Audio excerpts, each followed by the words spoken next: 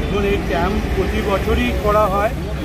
এবছর আরও একটু বেশি করে গুরুত্ব দিয়ে করা হয়েছে রাজ্যের মাননীয় মুখ্যমন্ত্রীর নির্দেশে। এবং এই ক্যাম্পে আপনারা জানেন যে NH টু দুর্গাপুর এক্সপ্রেস দিয়ে বিভিন্ন রাজ্যের গঙ্গাসাগরের পুণ্যার্থীরা এই পথ দিয়ে যায়। তাদের বিভিন্ন রকম অসুবিধা থাকে, সেই অসুবিধাগুলো যাতে সরাসরি নিরসন করা যায় এবং কোনো দুর্ঘটনা ঘটলে সরাসরি পৌঁছানো যায় এবং তারা এখানে একটু দাঁড়িয়ে একটু চা বা একটু কফি খেয়ে তারা রেস্ট নিয়ে যেতে পারে।